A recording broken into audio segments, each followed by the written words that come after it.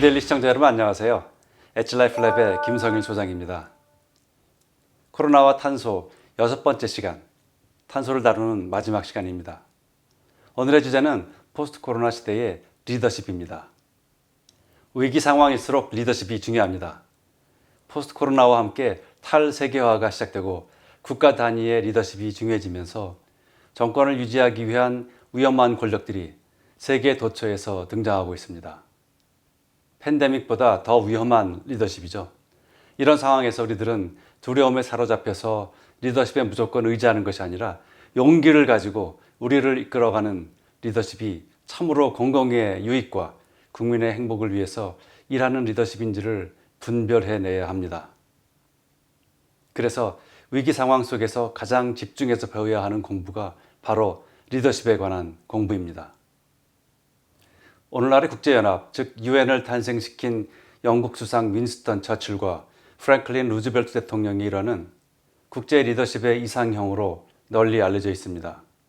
1945년 일본이 진주만 침공이 있은 지 불과 몇 주 되지 않았던 어느 날 미국을 방문한 처칠에게 새벽에 잠옷바람으로 달려가서 새로운 세계 안보기구가 될 조직 이름을 생각해냈다.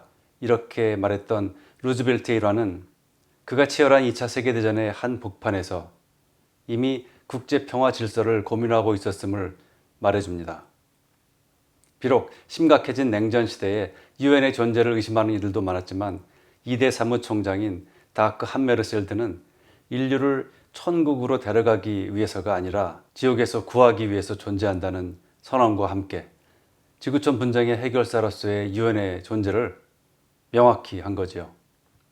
중요한 것은 유엔이 탄생한 이래 지금까지 세계대전은 다시 일어나지 않았다는 겁니다. 전신인 국제연맹과는 달리 유엔은 200개국 가까운 회원국을 확보했고요. 평화를 위하는 모든 나라가 가입하기 원하는 세계 안보 중심으로 우뚝 섰습니다. 지구촌의 평화를 염원했던 루즈벨트의 위대한 리더십을 다시 돌아보게 합니다. 코로나라는 새로운 적을 맞은 지구촌에 팬데믹 리더십은 과연 존재하는 걸까요? 그동안 세계 질서를 주도해온 미국은 트럼프의 등장과 함께 국제 위기 가운데서 통합적인 국제적 연대와 대응을 이끌어가는 대신에 중국을 비난하는 데 몰두해왔고요. 그 결과로 국제 리더십의 공백을 키워가고 있습니다. 사실 미국은 이미 오바마 때부터 자국 보호를 우선시하는 노선으로 미국이 감당해왔던 글로벌 리더십의 부담에 노골적인 저항을 보여왔습니다. 과연 오늘날 유엔의 글로벌 리더십은 존재하나요? 팬데믹과 같은 큰 덩어리의 문제들은 국제적인 협력을 필요로 합니다. 이번 전염병이 강력하게 보여주고 있는 것과 같습니다. 백신의 개발과 보급, 그리고 경제 회복, 또 가장 취약한 나라들을 지원하기 위해서 협력해야 합니다. 어느 나라도 스스로 해결할 수 없는 또 다른 과제인 기후변화에 대한 공동의 노력도 꼭 필요합니다. 이 와중에도 핵 확산 위험은 더욱 커지고 있는 거죠. 이런 시기에 유엔 산하 전문기구인 세계보건기구, 즉 WHO는 팬데믹의 초기에 중국의 압력과 정보 공유 거부로 제 기능을 하지 못했다는 비난을 받았습니다. 사실 세계보건기구의 예산은 미국의 조금 큰 종합병원 수준에 그치고 있어서 중국의 재정 지원에 취약함을 보이고 있었습니다. 유엔의 글로벌 리더십은 물론 보건 리더십도 흔들리고 있는 겁니다. 그러니 최근 실망스러운 모습을 보이고 있긴 하지만 미국의 긍정적 영향력을 기대할 수밖에 없습니다. 바이든 대통령은 최근에 열린 미넨 안보회의에서 미국은 다시 돌아올 것이다 이렇게 약속했습니다. 코로나는 유엔의 최대 당면 과제입니다. 유엔은 현재의 위기를 타개하면서 미래에 대한 계획을 세워야만 합니다. 1945년 루즈벨트와 처칠이 보여준 리더십을 오늘 팬데믹 상황이 요구하고 있는 겁니다.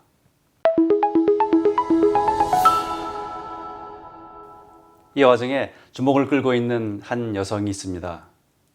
바로 파리 시장 이달고입니다.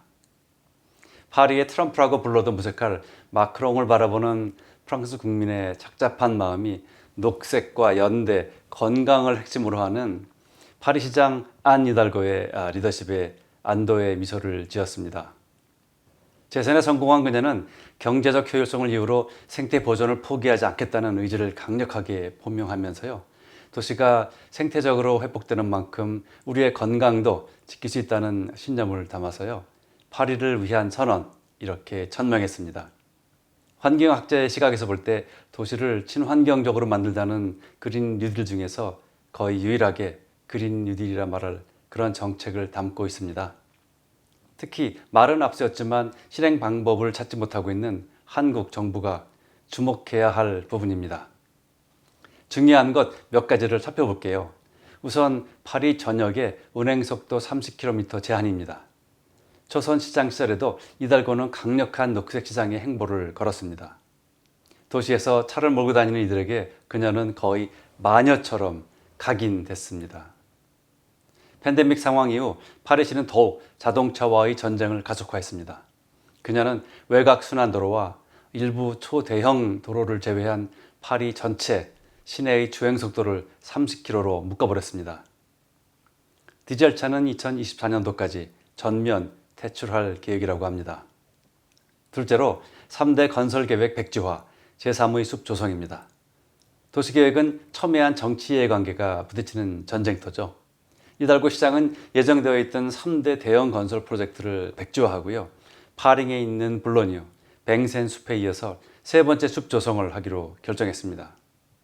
또한 모든 신설주택들은 건물 안에 반드시 녹지 공간을 확보할 뿐만 아니라 건축 자재 또한 친환경 재료를 사용해야 하고요.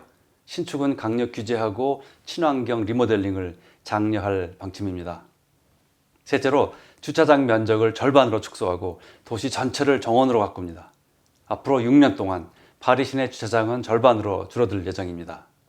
먼저 파리 시내 300개 학교 주변의 주차장부터 폐쇄하고 그 자리에는 보행자 도로와 17만 그루의 나무가 등장합니다.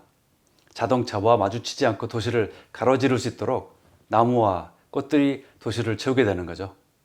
파리 전역을 오직 자전거만으로 이동할 수 있도록 자전거 전용 도로를 도시 전체로 확대하는 프로젝트도 함께 진행됩니다. 넷째, 파리 시민의 식량 주권 확보입니다. 파리시는 또 다른 보건 위기에 대비해서요. 파리 시내와 파리 외곽 지역 농가의 유기농산물 공급 체계를 통해서 식량 주권을 확보하기로 했습니다. 프랑스의 식량 자급률은 130%를 상회하지만 파리를 포함한 수도권 지역의 자급률은 현재 10%에 불과합니다. 하지만 수도권 면적의 49%가 농지이기 때문에 자급률을 높일 가능성은 충분하다고 보는 겁니다. 또한 2012년도부터 확산된 도심 내의 공공건물 옥상 농장을 확대하는 겁니다. 예로 14,000제곱미터에 이르는 유럽 최대 규모의 옥상 농장이죠. 포르트 드 베이사유를 비롯해서요. 2,000제곱미터의 오페라 바스티유 옥상 농장도 성공적으로 정착시켰습니다. 마지막으로 새로운 시민연대의 창조입니다. 코로나 위기 상황에서 각 지역에서 자발적으로 만들어졌던 시민들의 모임을 정례화하고요. 체계적으로 지원함으로써 이웃 공동체 안에서 낙오되는 시민이 없도록 하기 위해서요. 시민연대센터를 설치하기로 했습니다.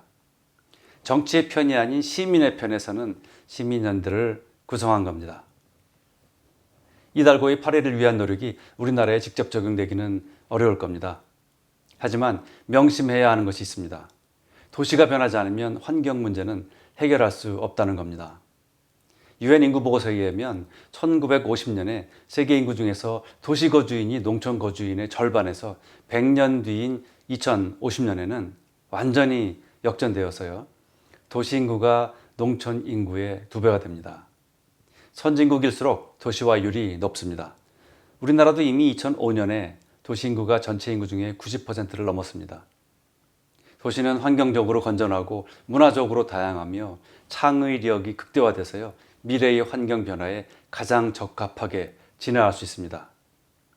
많은 연구가 이를 뒷받침하고 있습니다.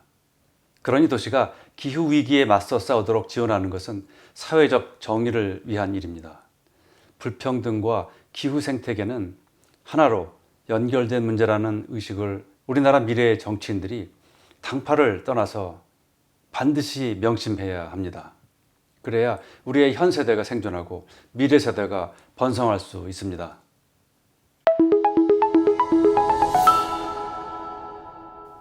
지난봄 한 뉴스 컬럼이 예리한 칼끝처럼 아프게 다가왔습니다. 망해가는 국가에 대한 편견이라는 제목의 글이었습니다. 정치와 언론이 국가를 망하는 길로 이끌고 있다, 이렇게 전제한 이 글에서 글쓴이는 국민의 수준이 이토록 낮아진 이유가 정부가 자기 수준의 민도를 맞추고 있기 때문이다, 이렇게 지적합니다. 오랜만에 들어보는 촌철살인의 속 시원한 표현이자 씁쓸한 한국의 현실이었습니다. 최근 한 지인과의 대화에서 이 정부가 들어선 이후에 역사를 소재로 한 컨텐츠가 완전히 자취를 감췄다는 사실을 알게 됐습니다. 그러고 보니 드라마도 영화도 최근까지 인기에 재방송되던 공영방송의 역사 다큐멘터리도 소리 소문 없이 사라졌습니다. 지난 정부의 블랙리스트는 소수의 문화인들이었는데 이번 정부의 블랙리스트는 이 민족의 유구한 역사인가 싶을 정도입니다. 역사는 인기 TV 강사가 조작해내는 거짓에서 배우고, 정치는 진지한 토론과 수기 대신에 막장 드라마 같은 말장난으로 점철됩니다. 그러니 중국의 역사 공정에도 맥 못 추고 코로나 확산을 막을 중국발 국경 봉쇄도 결정장애를 일으키는 겁니다. 국민들은 신문과 책은 버리고 먹방과 노래방에만 환호합니다. 정치인들은 미래에 다가올 기후 팬데믹에는 관심이 없고 당장의 밥그릇 싸움에만 몰두합니다. 언론과 정치는 지금 아주 쉬운 방법으로 국민을 쓰레기로 만들겠다고 개탄하는 이 컬럼니스트에게 저는 절대로 동감합니다. 이 정부는 그들에게 과반수가 넘는 의석을 준 국민이 절대 쓰레기가 아니라는 사실을 기억하고 두려워해야 합니다. 500개가 넘는 국가위원회 중에서 관련 위원회 50개 위원들이 모여서 사흘밤만 밤을 새우면 탄소 팬데믹의 미래 대책과 대안이 나올 수 있습니다. 놀라우신가요? 단 정치와 정치인이 배제돼야 된다는 조건이 전제되어야 합니다. 여기엔 대통령도 배제입니다. 뉴델리 시청자 여러분, 그동안 6편에 걸친 코로나와 탄소 어떠셨는지요? 다음 시간부터는 코로나와 뉴노멀 시대로 여러분을 만나 뵙겠습니다. 기대해 주세요. 감사합니다.